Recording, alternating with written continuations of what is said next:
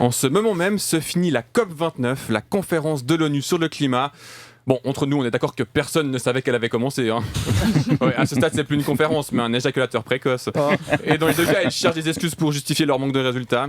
Oui, parce qu'aucune grande décision n'a été prise et personne n'est surpris. C'est vous dire, j'ai préparé cette chronique lundi. Ah ouais.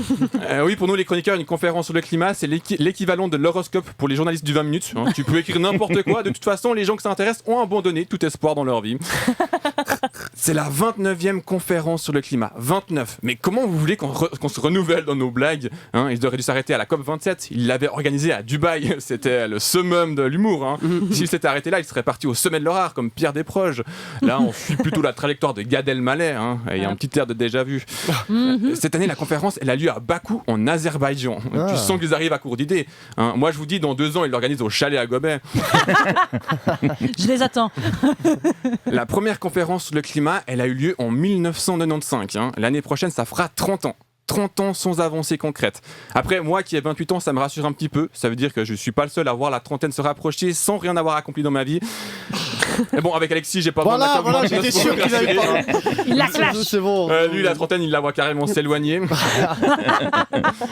Ah, super. Bon, on va se taper après, mais c'est pas grave. Vas-y, continue. Ouais, t'as de la chance. Ouais, il y avait quand même un objectif à cette COP29, c'était de trouver un financement pour aider les pays du Sud à la transition énergétique. Ah bah oui, les Occidentaux, hein, ils sont comme ça, ils ont le cœur sur la main. Après, c'est juste pas le leur. Mais bon. Vous savez ce que ça vaut, un cœur sur le marché noir ?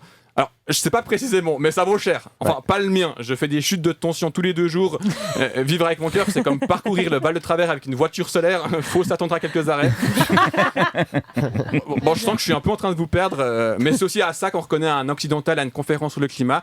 Il vous parle de panneaux solaires pour vous faire oublier qu'il vous maintient volontairement dans un état de sous-développement afin de continuer à extraire pour pas cher vos propres matières premières qui serviront ensuite à construire des panneaux solaires, les mêmes qu'il voudra vous revendre avec l'argent qu'il vous aura prêté, augmentant ainsi votre dette, ce qui vous maintiendra encore plus dans un état de sous-développement. Ouais. Et là, vous allez me dire, mais Antoine, qu'est-ce qui se passe ? On a l'impression que tu maîtrises ton sujet. Parce qu'il est au courant. Écoute, j'ai un master en études du développement. D'ailleurs, qui sait, si j'avais fait des choix de carrière un peu plus judicieux, j'aurais pu être ce soir à Bakou pour les dernières heures de la COP29. Mais quitte à faire du travail non payé à parler dans le vent, autant que je viens de le faire sur Redline Radio. Non, mais merci Antoine. Ouais, bravo, belle pépite. C'est ça, c'est pour ça qu'on t'adore. C'est pour ton bénévolat. C'est pour ta source inépuisable de gratuité, Antoine.